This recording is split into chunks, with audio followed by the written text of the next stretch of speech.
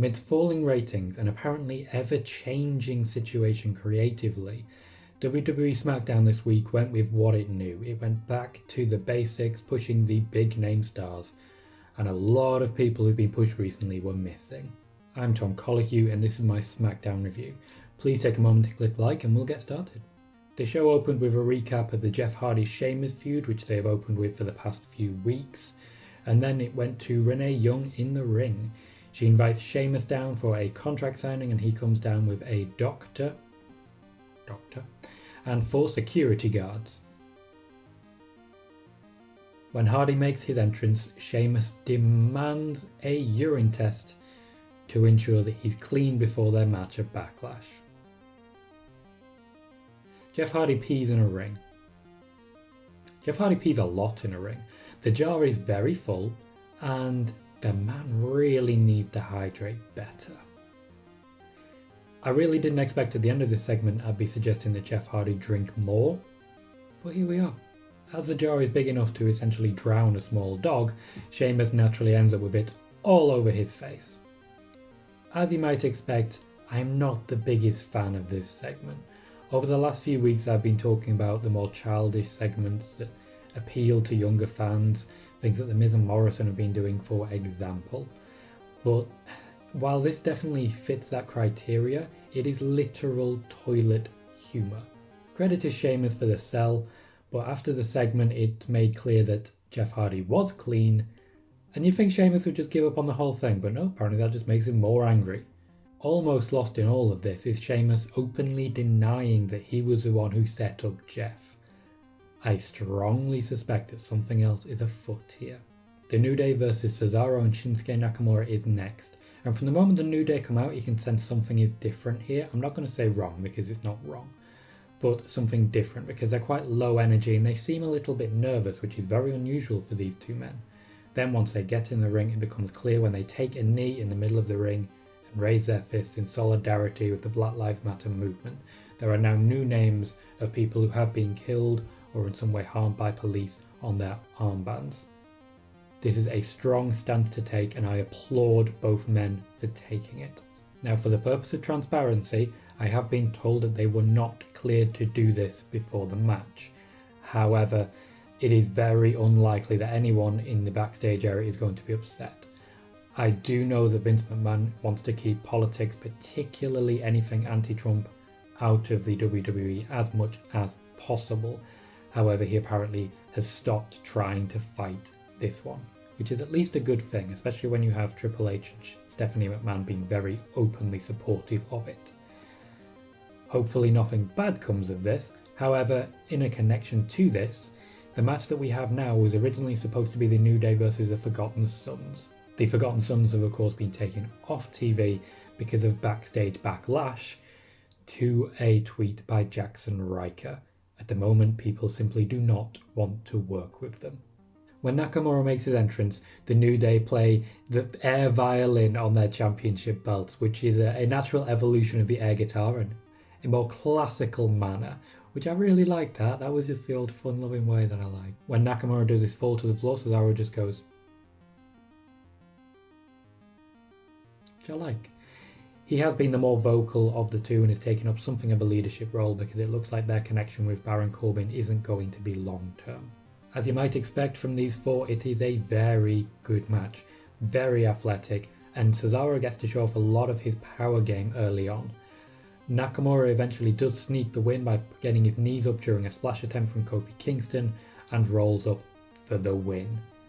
That is a pretty big moment for Cesaro and Nakamura. Hopefully this now goes on to a tag team title match, or at least a tag team title feud, because while SmackDown is lacking in tag teams at the moment, with Otis and Tucker especially being out of the picture, Ziggler and Rude being unavailable because Rude is unavailable, and Miz and Morrison being in the Universal Championship picture, that was a mouthful as you can tell, we do need fresh blood in the tag team division.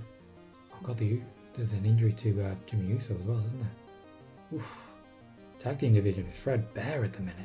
Backstage, Tucker is trying to build up Otis, ready for their segment in the main event.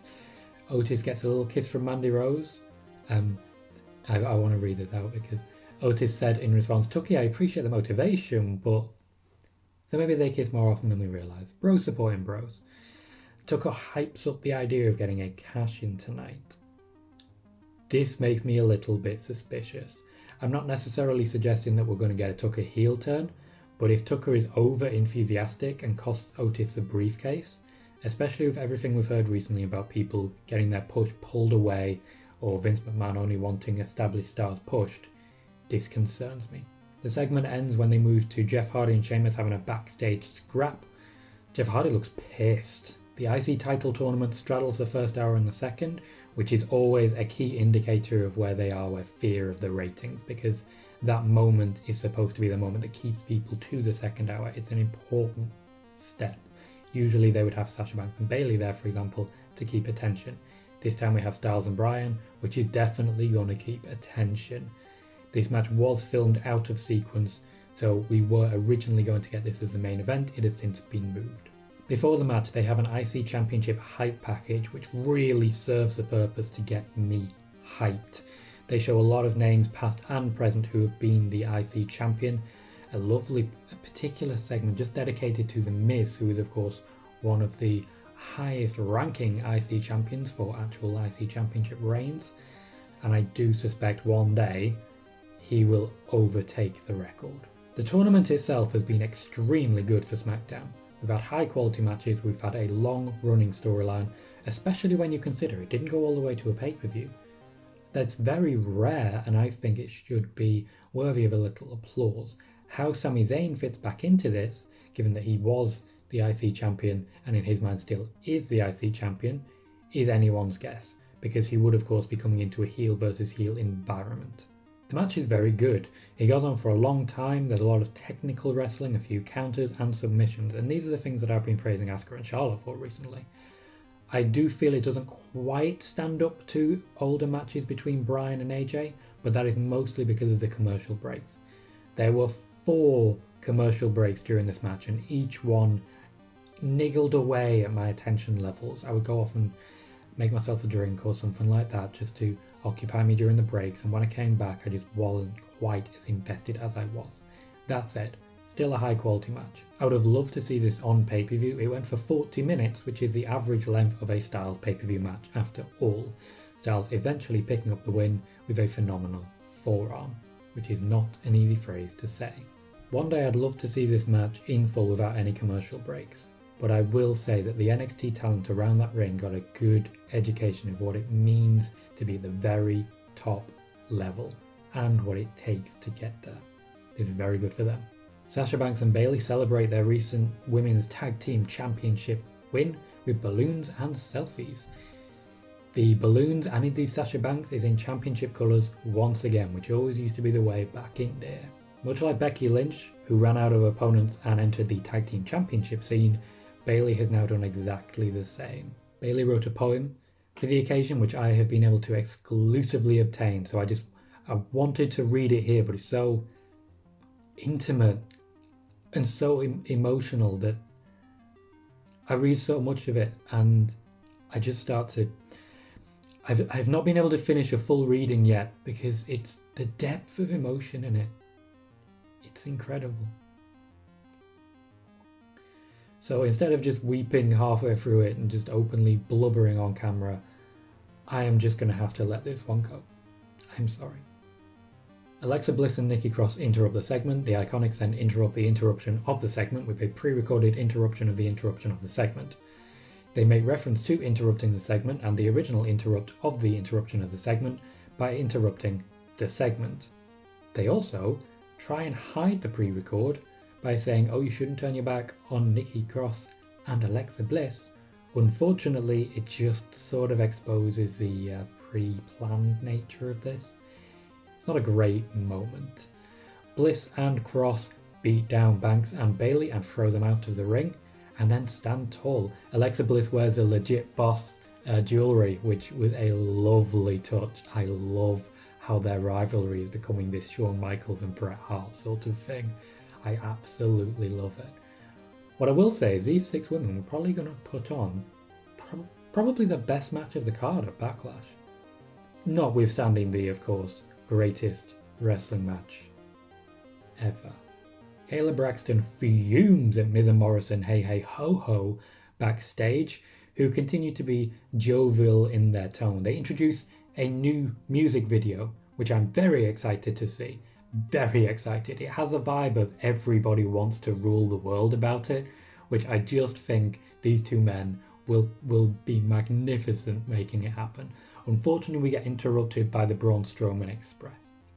He now has a train in his opening, which is different, and it caught me by surprise. And I like it. There is a Matt Riddle hype package which shows that he will be coming onto SmackDown next week, so immediately after the pay-per-view as I originally expected. If you want him to make an impact, put him in there for 15 minutes with Drew Gulak. The team of Dolph Ziggler, The Miz and John Morrison really screams locker room veterans. We are talking main event mafia level right here. That said, Otis makes his return to the SmackDown main event. It's almost like a welcome home for him because he is still being pushed extremely hard. The match is short and relatively paint by numbers. Shortly after the match begins, they show Baron Corbin on the big screen. I have to give Corbin credit here because he made sure that we saw he grabbed a cameraman. It wasn't a case of the cameraman randomly coming across something happening in the backstage area, which is how it usually is. Baron Corbin, ever the professional, went and collected a cameraman to witness what he was doing. What he was doing was having a conversation with Mandy Rose. Yep, he was flirty and a bit gross, but at no point was he threatening. There is a problem with the feed, which suggests that something was edited out. This happens right before Otis jumps Corbin from behind and beats him up against a fence. I'm not sure Corbin deserved that. Back from the break, Tucker and Strowman are essentially in a handicap match 3-on-2. Tucker is the man to take most of the beatdown, leading to a hot tag to Strowman. However, that hot tag does not come. As he reaches out to Strowman, Strowman is pulled off the apron by Miz and Morrison, who engage in quite a few quite nice double team moves to take him down on the outside. And really, that's one of very few involvements Strowman has here. Otis does eventually return to save Tucker, taking the hot tag, beating everyone up and throwing them to the outside. Strowman then recovers, does the where he runs around and bashes everyone in a very entertaining manner. I miss him doing that to Kevin Owens because Owens would just do a backflip. John Morrison though does everything he can to put Strowman over with this one, trying real hard to just fly through the perspex, Johnny Gargano style. I would have liked that. Ziggler is eventually delivered back to Otis. Otis hits the caterpillar and picks up the win. Once again, Strowman and Otis end up sharing a ring right at the end of SmackDown. This time, however, Tucker and Mandy Rose are right there, encouraging Otis to consider cashing in. I do hope they take their time with this one. I think the feud between Otis and Corbin is going somewhere and will do good things for Otis's popularity and get him a few good wins along the way. Now, there was no Chad Gable, no Mojo Rawley, no Drew Gulak, no Sonya Deville, no Lacey Evans on this show, but a rare showing for Tucker, which sort of balances out. It's a lot of fresh talent recently having minor pushes who have now disappeared. It's a clear response to a low SmackDown rating last week, and with Riddle to push and Styles and Bryan likely to be pushed separately now, I'm not sure how much space there is to be pushing new talent and fresh talent, especially now that Otis is seemingly locked in. If Vince McMahon has decided to go with veterans, I expect we'll see a lot more of Ziggler, Miz and Morrison instead of Otis and Tucker. Hopefully that is not the case. My Twitter poll gave this week's SmackDown a 47% good rating with a 23% okay rating in second place. The wrestling, very high quality as per usual, but the opening segment left a bit of a sour taste in my mouth and the lack of certain names is a concern. That said, Styles and Bryan delivered as we knew they would, and the Otis push continues en route to the top with his Corbin feud. Hopefully what happens next is a return of The Fiend. I've been Tom Colhue, please let me know what you thought down in the comments, and thank you very much for watching.